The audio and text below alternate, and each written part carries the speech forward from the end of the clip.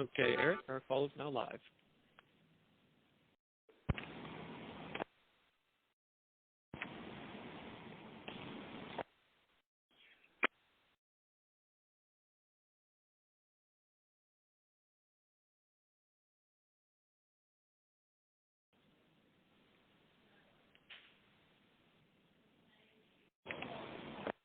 Okay, everyone, thank you so much for joining the call this afternoon.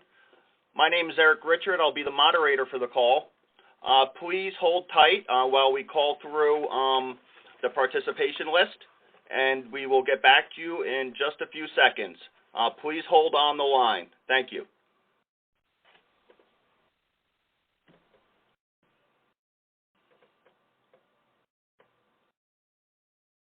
Again, everyone, welcome to today's town hall meeting. My name is Eric Richard. I'm the moderator. We'll be with you shortly. Please hold on, and we will begin the call in just a couple seconds. Thank you.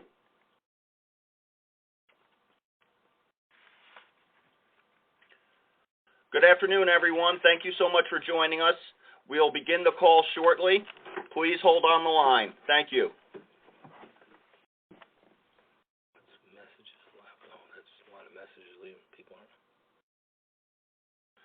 Good afternoon, everyone. Thank you so much for joining our Teletown Hall meeting. We will be with you shortly. Please hold on the line.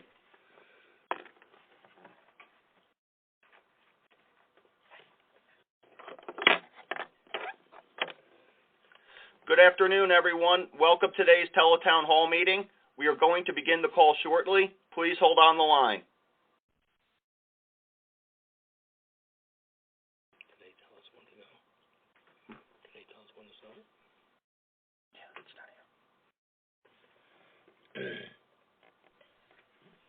Good afternoon, everyone. Thanks so much for joining the Teletown Hall meeting. As you know, today's call is going to be with AFL-CIO President Richard Trumka and NJAFL-CIO President Charles Wakanek and New Jersey AFL Secretary-Treasurer Laurel Brennan.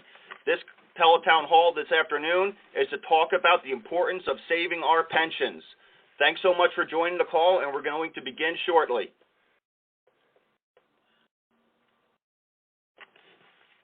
Throughout the duration of the call, if you have a question on pensions, please press 0. Good afternoon, everyone. Thank you so much for joining the AFL-CIO Teletown Hall meeting. My name is Eric Richard. I'm going to be the moderator.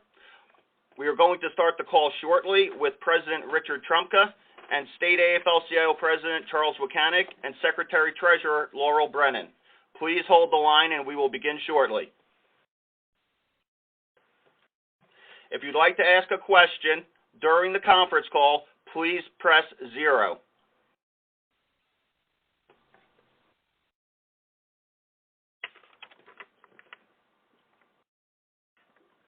Okay, we're going to begin the call. Thank you, everyone, for taking time out of your day to join us. My name is Eric Richard.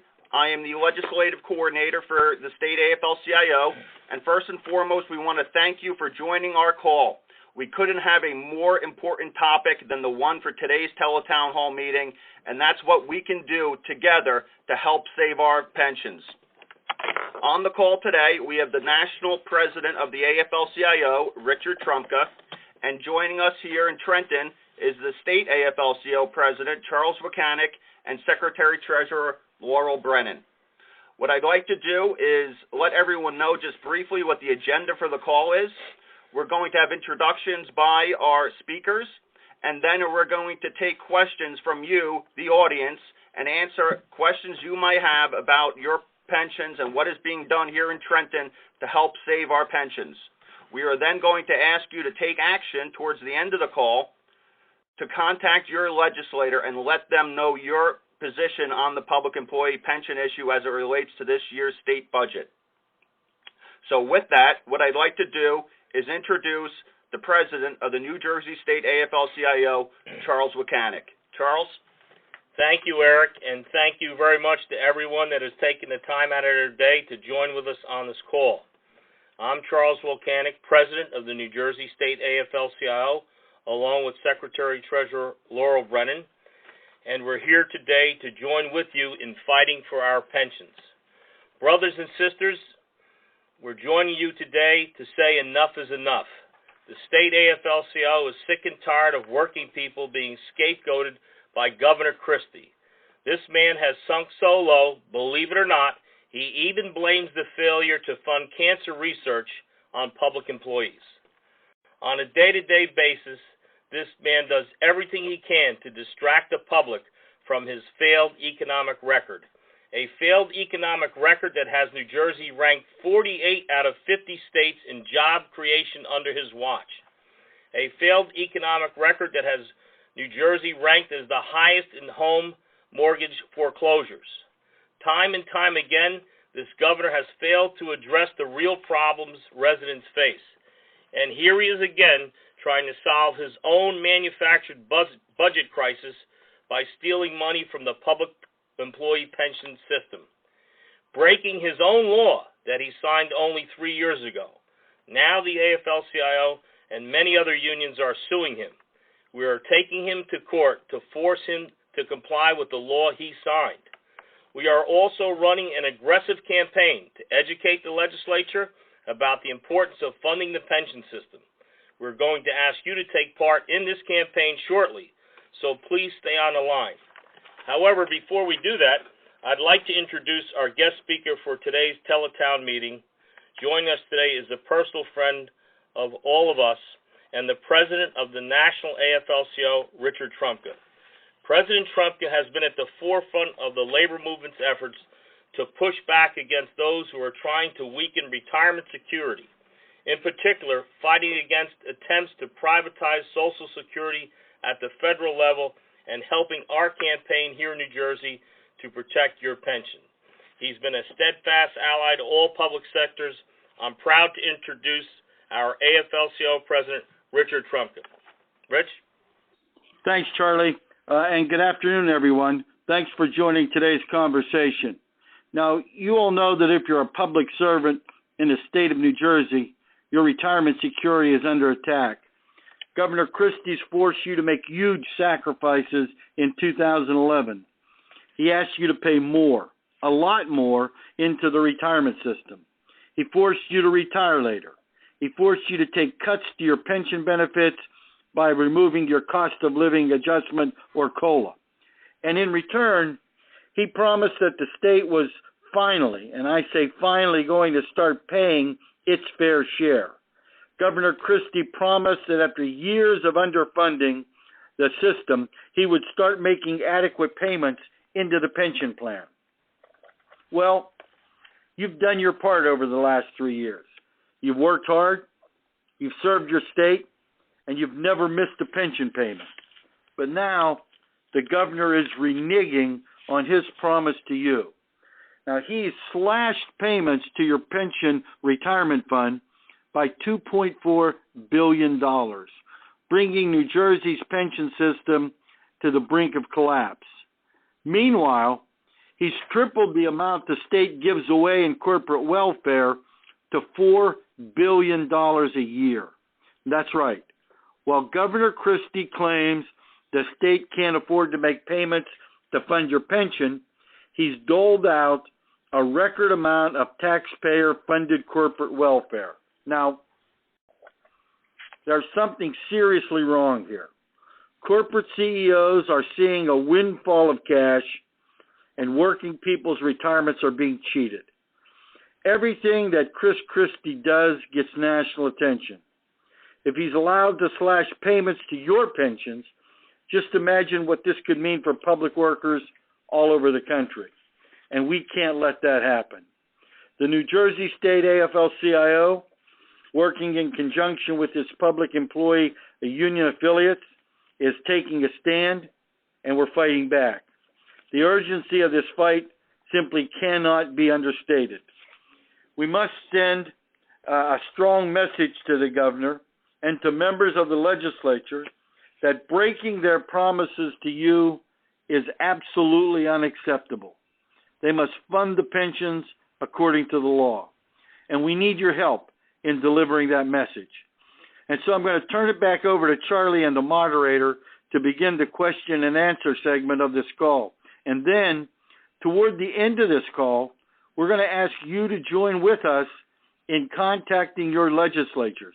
So please, please stay on the line for this important information. Charlie? Thank you, President Trumka. Before we go back to Charlie, if you are on the call and you have a question you would like to ask, please press 0. Now we'll turn it over to President Charles Wojcik. Thank you, Eric. Rich, a question for you. You have a national perspective on this. How does Christie's attacks on public employees fit into his national ambitions? Well, first of all, the national strategy for the Republican Party has been to attack public employees, teachers, firemen, police officers, county, state, municipal people, all of them. Christie then went to them and said, look, I've figured out the magic formula to take on unions in a blue state and win. I split them up, and then I reap all the benefits from it. What he does is he goes around the country telling people, look, I know how to tame unions. I know how to take back from the public employees in my state, and at the same time dole out all the corporate welfare that our good buddies and rich friends need. So follow me, and I'll lead you the way to victory. Okay, thank you, President Trumka. Just a reminder to the folks on the call, if you'd like to ask a question, please press 0. And, of course, we also want to get everyone's opinion on the call in regard to our campaign to save public employee pensions. So first and foremost, I'd like to ask everyone on the call to take a moment, and you can answer this question by pressing a number on your phone. The question for you are, what actions are you willing to take to help us protect your pension? Press 1 if you're ready to call your legislator. Press 2 if you'd like to send an email to your legislator. Press 3 if you'd like to call the governor's office. And press 4 if you think you can do all the above. Please make your selection now. And of course, if you have a question, please press 0. I'm going to go to the first participant's call. The first person we have is Risa from Trenton. Risa, go ahead with your question. I read in the paper that Governor Christie has no choice but to cut pensions in order to balance the budget. Is that true? No, Risa, that's not true. Governor Christie's budget priorities are all wrong. He spent plenty of money handing out to Wall Street, and you've heard President Trump report the $4 billion in corporate welfare and tax subsidies, but he's been unwilling to raise revenue from the millionaires and the businesses to fund our pensions. Thank you, President Wojcik. And now we're going to move on to Anna in Irvington. Anna, go ahead. Yes, I was wondering, I am already retired from the system, and I was wondering, will my group be affected with the deduction from my pension check, which the governor want to take more from our pension? Thank you so much for that question, Anna. And the question is basically, under the current set of rules, no, you will not be affected. But what we're doing here in Trenton and throughout the state of New Jersey is trying to make sure that the pension systems are adequately funded so that in the future a judge does not rule, similar to a bankruptcy procedure, for example, that would cut your benefits or reduce your monthly payment. So unfortunately, the answer to your question is a simple one. But right now, since you are retired, you're retired under a current set of rules. But if the governor doesn't pay into the pension system and your pension becomes underfunded, then in the future, a judge might reduce your benefit. That's why it's so important that we come together and express our opinions to the legislature and the governor. Thanks so much for that question, Anna. Now we're going to move on to James Dunian, who is a resident of Newark and an IFPTE member. James, go ahead with your call. How are you doing? Hello, how are you doing? My father worked for the state for 37 years, retired peacefully. I'm wondering, I'm 32 years and about to retire. Will there be any money to give me in my pension? Well, that's exactly what we're fighting for. As I mentioned to the previous caller, the way that you're going to ensure that there's adequate money in the pension system is to make sure that the employers pay into the system. Everyone on this call that's a public employee has faithfully been contributing to the pension system and has had a deduction from their paycheck each and every time. Unfortunately, the state has been skipping their payments. We tried to change this a couple years ago, where we now require through our legal contractual rights that the state will make a legally contributed required payment, and what the governor now is doing is cheating on that payment. And so the best way to answer your question is to ensure that you're going to get the check you're promised. We need to make sure that the state is making their contribution, which is what this call and what this campaign is all about. Thank you, James. Before we move on to the next question, what I'd like to do is ask everyone on the call to answer another question by dialing on their phone. The question is, what worries you the most about the threats to your pension? Press 1 if you're worried about your retirement security. Press 2 if you're worried the government is breaking its promise to workers. And press 3 if you're worried you won't get paid in the system what you were guaranteed when you retire. If all 3 of these things worry you, please press 4. Go ahead and please make a selection.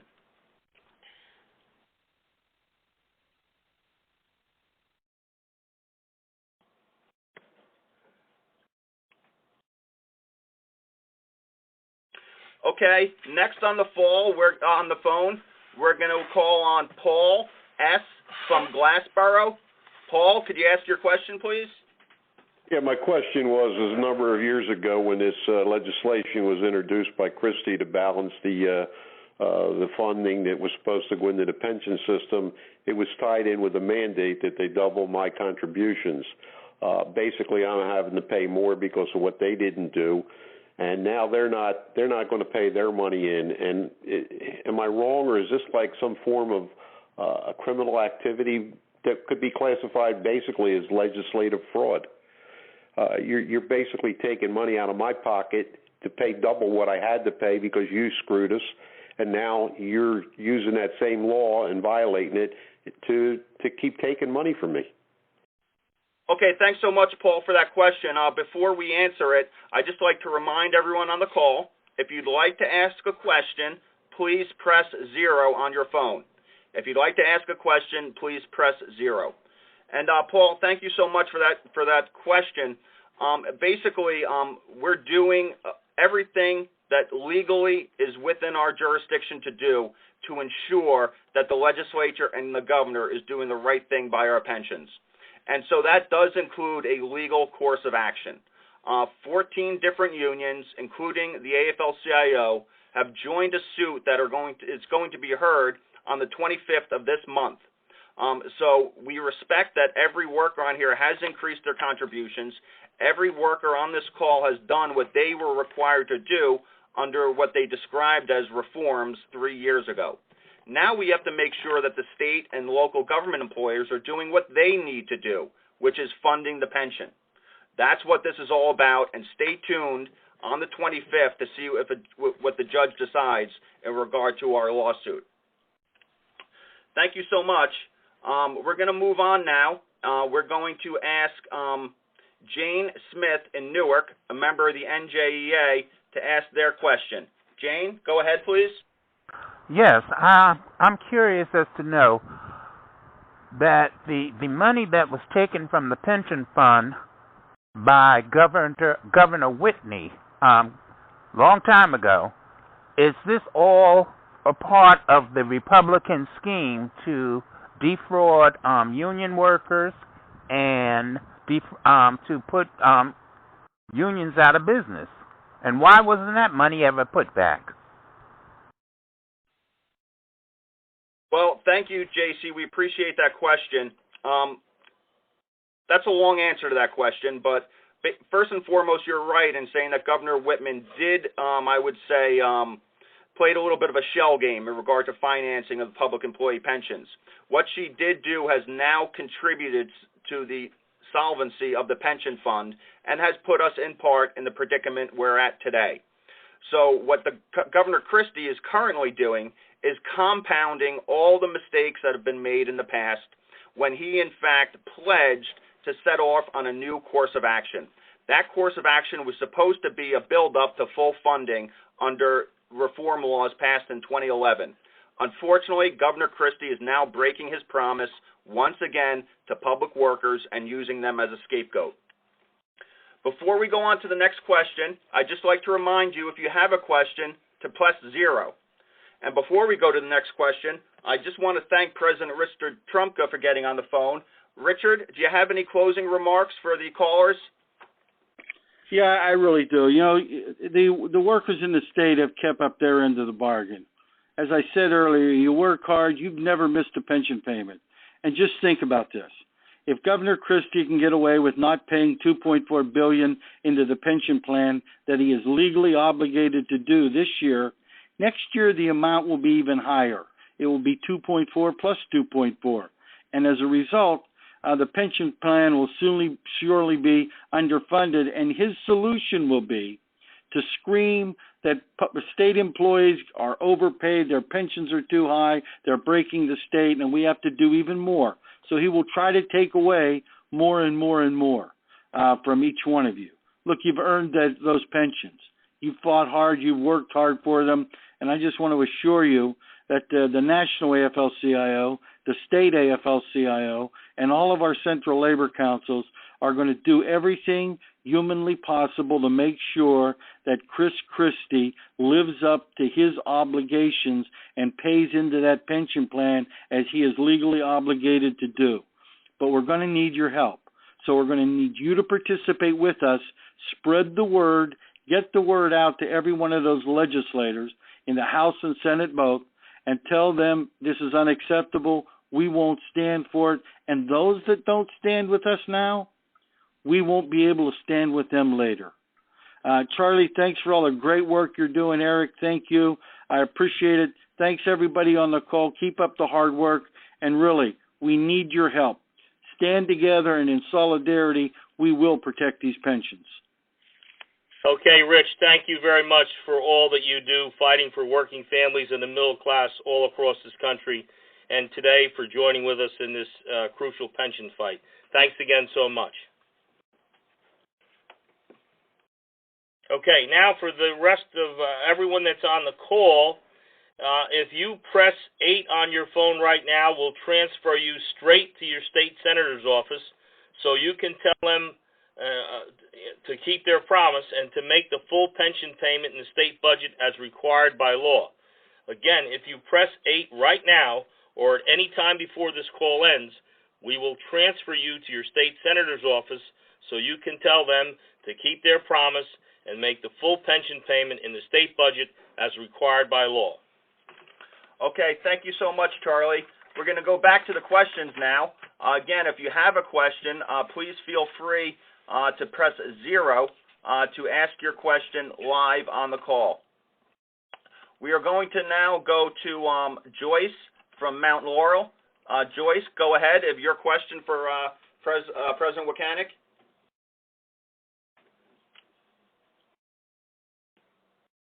Joyce, are you there? Okay, if not, Joyce, I can read your question.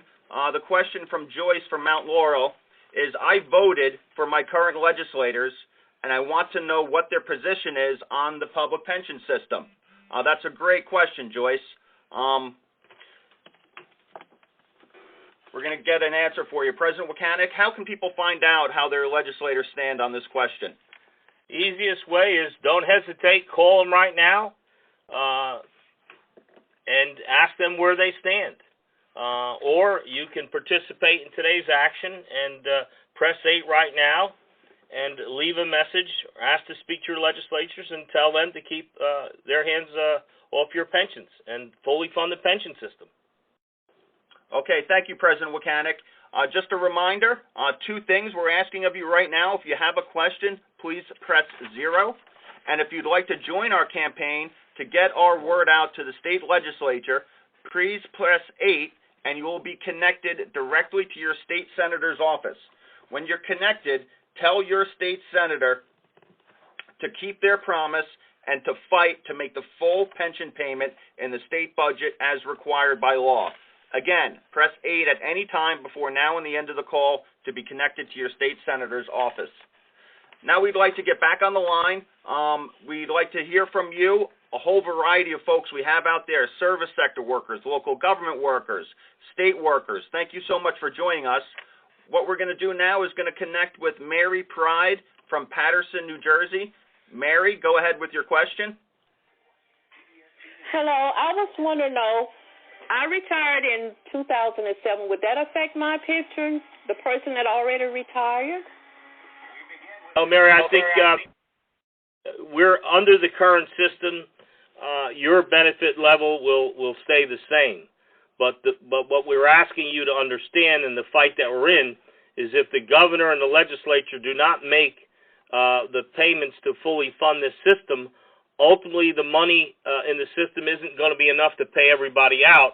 And then at some point in time in the future, it could affect your benefits. So it's very, very important for those people who are retired and receiving money, as well as those people that are still working or active, is to again press 8 and contact your legislators immediately. Thank you, President Wakanek, and thank you, Mary. Moving on to the next question, we're going to hear from Margaret in Newark. Margaret, go ahead. Well, I have more of a statement. It seems like Christie wants to destroy the unions. He wants to put public workers into poverty. And I don't understand why the governor doesn't care about the people. I'm worried about not being able to afford food if I don't get the pension check that I worked for since 1985. Thank you, Margaret, and we fully respect and understand the type of situation that you're in, and you're not alone. Thousands of folks out there depend on that pension check each and every month in order to help make ends meet. So I agree with you. These are tough times for us. But what we need to really do is come together as union members and deliver our message to the governor and deliver our message to the legislature to make that full pension payment in this year's budget so that we ensure moving into the future that that pension fund is financially solvent.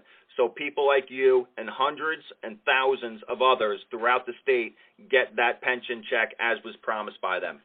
Thanks for that statement, Margaret. We're going to move on for another question. Kathy, who's an NJEA member, retired from Glassboro. Kathy, go ahead with your call. With yes, the question.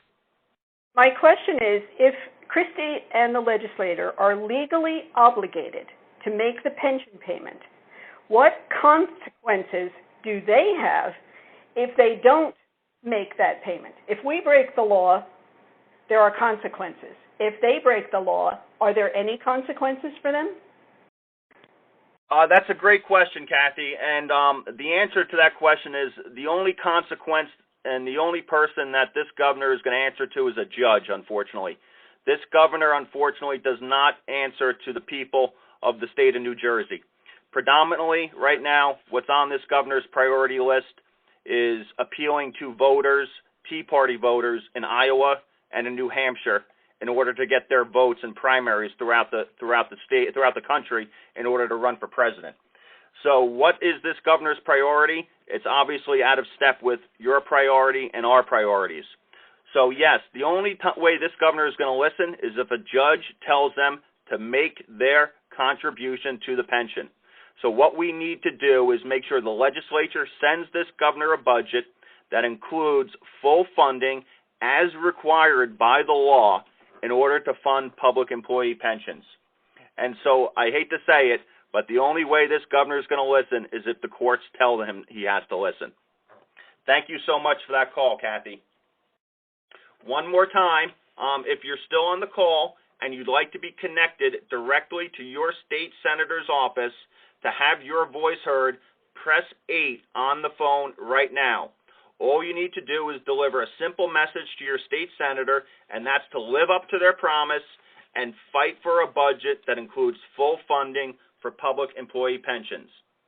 Also, if you'd like to ask a question, please press 0 now. We have Joan from Blackwood on the line.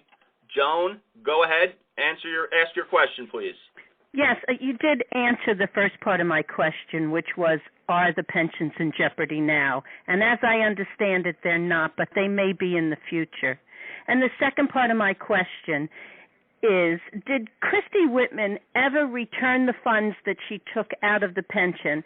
And are there still funds owed, besides this last payment, to the pension fund by Chris Christie? Thank you. Okay, thank you, Joan.